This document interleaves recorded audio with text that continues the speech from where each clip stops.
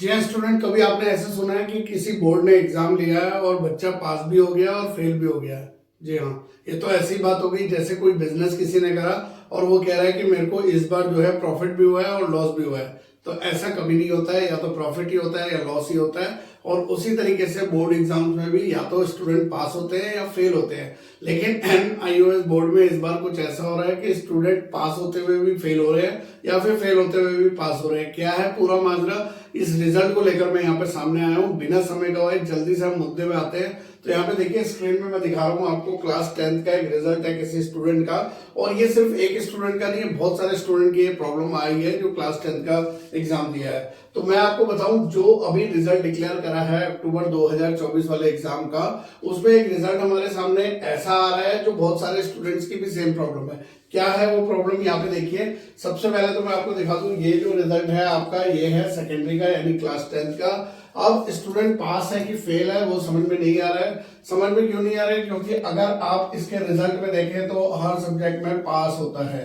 तो अगर आप हर सब्जेक्ट में यहाँ पर पास दिखा रहे हैं तो फिर जो हमारा रिजल्ट है उसमें एक्स एक्स एक्स क्यों आ रहा है? यहाँ पर भी पास लिखा हुआ नहीं है, जो कि होना चाहिए। और क्यों होना चाहिए? क्योंकि ये सारे सब्जेक्ट में पास है। लेकिन यहाँ पे ऐसा क्या हुआ है कि इस स्टूडेंट को फेल कर दिया गया है, यानी कि ये पास तो है सभी सब्जेक्ट में, लेकिन NIOS कह रहा है नहीं, अभी आप पास नहीं हो, अभी आप फेल हो। अब क्यों ऐसा हो रहा है उसको समझ लीजिए।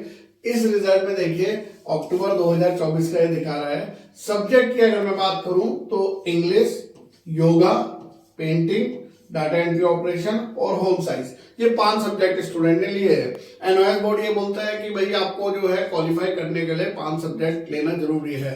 तो यहाँ पे स्टूडेंट ने 5 सब्जेक्ट लिए भी और उनमें पास भी हो गया। लेकिन NIOS कह रहा है नहीं जी, अभी आप पास तो हो ही नहीं, अभी आप फेल हो।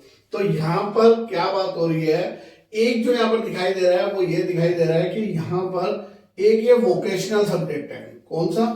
योगा। तो ठीक है, ये तो कहा जाता है कि आप कोई भी एक वोकेशनल सब्जेक्ट भी ले सकते हो और काफी टाइम से स्टूडेंट ले भी रहे थे। अभी NIOS बोर्ड का ये कहना है कि उन्होंने कोई अपना नोटिफिकेशन पहले निकाला था जिसमें ये बताया गया था कि जो डाटा एंट्री ऑपरेशन सब्जेक्ट है, ये जो आपका लिया हुआ है जिसका कोड है 229, इसको भी एज अ वोकेशनल सब्जेक्ट ही माना जा रहा है।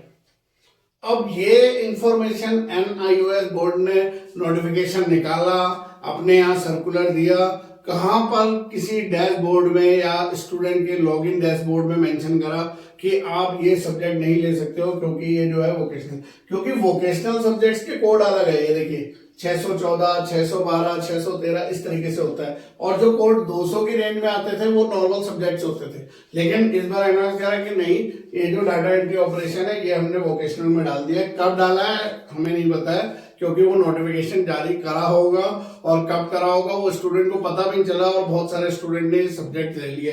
तो मेरा सिर्फ NIOS बोर्ड से ये कहना है कि अगर स्टूडेंट जब एडमिशन ले रहा है, फॉर्म भर रहा है, उस वक्त अगर वो 2 सब्जेक्ट वहां पे चूज कर रहा है तो वहां पर क्यों नहीं कोई इंटीमेट दिया जाता है, कोई मैसेज दिया जाता है स्टूडेंट्स को कि आप इसमें वोकेशनल सब्जेक्ट 2 से ज्यादा नहीं ले सकते हो या 1 सब्जेक्ट से ज्यादा नहीं ले सकते हो।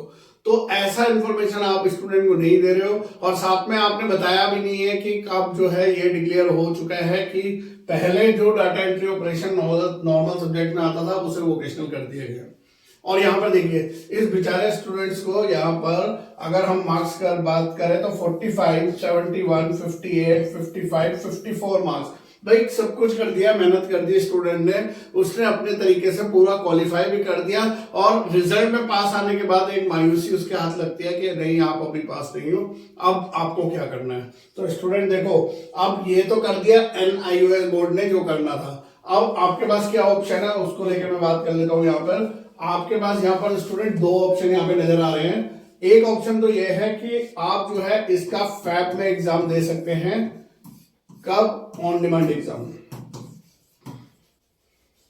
और एक ऑप्शन यह है कि आप इसका अप्रैल में पब्लिक एग्जाम दे सकते हैं। लेकिन समस्या यह हो रही है कि अगर आप ऑन डिमांड एग्जाम दे भी दोगे तो आपको उसके लिए पहले एक सब्जेक्ट को ऐड करना पड़ेगा और कोई एक सब्जेक्ट आपको ऐड करके उस सब्जेक्ट को क्वालिफाई करना है।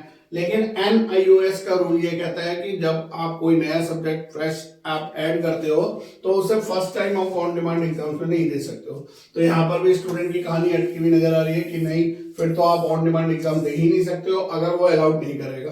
तो यानी कि अब यहाँ पर ऑप्शन क्या है, सबसे पहले स्टूडेंट आप एक कोई नया 6 सब्जेक्ट ऐड करिए यहाँ पे, यानी कि एक सब्जेक्ट आपको ऐड करना है और फिर जो ऑन डिमांड एग्जाम्स है उसमें बुकिंग करके देखिए क्या NOS बोर्ड आपको अलाउड कर रहा है उस सब्जेक्ट को। अगर कर रहा है तो आप जो है फेब और मार्च इन दोनों मंथ में एग्जाम दे सकते हो, और अगर आपको अलाउड नहीं कर रहा है तो फिर आपको अप्रैल में एग्जाम देना है। लेकिन फिर एक और बात आती है कि अप्रैल की तो एग्जामिनेशन फीस का पोर्टल जो है बंद हो चुका है, लेकिन अगर आप अक्टूबर वाले स्टूडेंट हो तो आपके लिए पोर्टल खुलेगा अभी, जिसमें आप एग्जामिनेशन फीस को सबमिट कर सकते हो। तो स्टूडेंट, जिन स्टूडेंट की ये प्रॉब्लम आई है, सबसे पहले मैं उनको एक ही सजेशन दूंगा VCIC गुरुजी की तरफ से कि आपको सबसे पहले सब्जेक्ट एक चूज करिए और ऐड करिए। ध्यान रखिएगा वो वोकेशनल सब्जेक्ट ना हो और ना ही लैंग्वेज सब्जेक्ट हो। तो कोई भी एक सब्जेक्ट ऐड करिए, फिर ट्राई करिए कि वो ऑन डिमांड एग्जाम में हो जाए फेब और मार्च में, और अगर नहीं हो रहा है तो अप्रैल के लिए उसकी एग्जामिनेशन फीस पेड करके उस सब्जेक्ट को जो है आप एग्जाम दे सकते हैं, और तब आप जो है ये क्लास 12th 10th को क्वालिफाई कर सकते।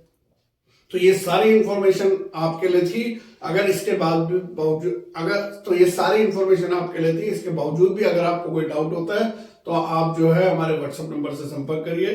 चैनल आपका VCIC गुरुजी, जरूर लाइक करिएगा वीडियो को। इस तरीके के इंफॉर्मेशन हम लोग लेकर आते रहते हैं।